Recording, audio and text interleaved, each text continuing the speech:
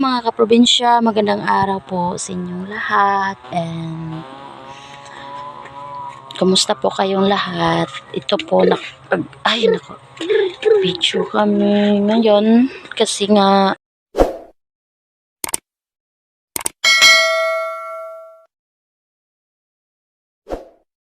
kami lang dalawa ng anak ko na ewan dito, kaya ayan, at saka maaliwalas yung ano dito ngayon sa amin, kaya lumabas kami ng ano namin bahay kasi nagpapahangin kami dito kasi fresh yung hangin dito sa bukid.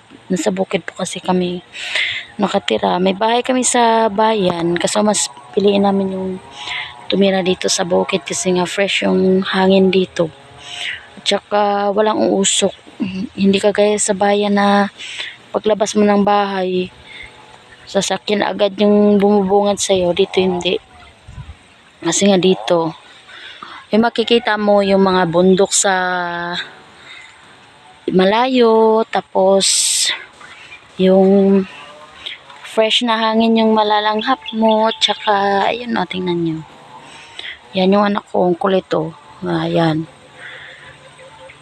Kulit niya. Kasi nga, iwan ko, nagsasaing nga tayo. Yan kasi yung ano, nagsaing kasi dito kanina yung ano ng asawa ko. Mga kasama niya, dito sila nagsaing sa labas ng bahay namin kasi nga nagluto sila ng gulay, dito sila naggulay sa labas.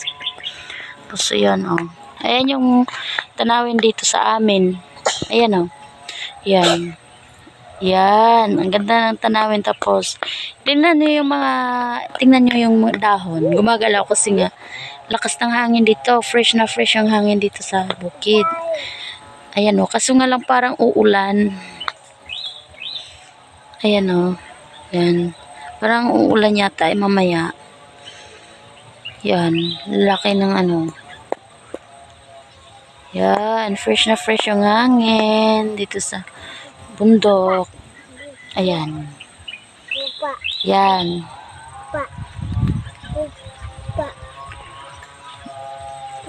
Mayroon bang tangke. Ayan. Ang dami namin sinampay mga kaprobinsya kasi nga ano, naglaba ako kanina, kahapon pa pala yan, naglaba ako kahapon, tapos hindi natuyo, kaya ngayon pinatuyo ko naman ngayon. Ayan, yan yung ano namin lang, bahay ko mo namin dito sa bundok. Yan, okay na kami yan. Tapos yung bakura namin ito, mas malapad yung bakura namin dito kaysa bayan.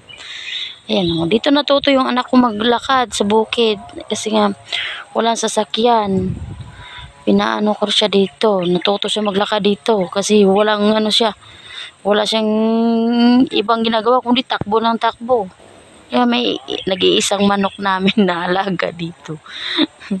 Kasi yung dati marami kaming manok dito, kaso parang ano, may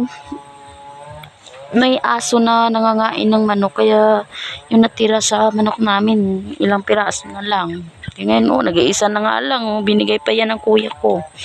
Ayan o, yan. Tapos ito bagong ano namin, yan, ginawa namin ano, bakura namin ulit ito.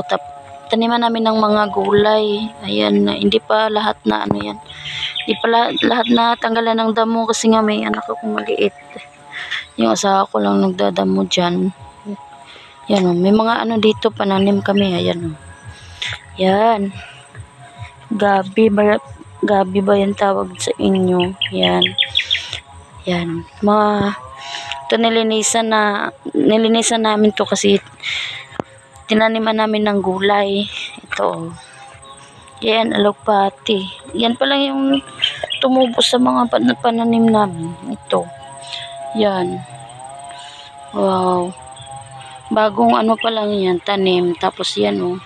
Yung iba.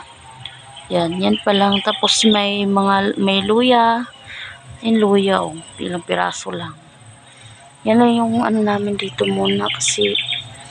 Tapos yung malunggay namin ito. Bagong tubo. Bagong tanim to, malunggay. Yan yung anak ko. Oh, saan ka punta na ako? Balik doon, balik. Sige na, balik na, balik. Gi, lakad. Sige na, lakad. Lakad, baka gumulong ka. Bilis. Inuuto pa. Sige na. Sige na. Ayan. Oh. Diyan ka lang. Sige na.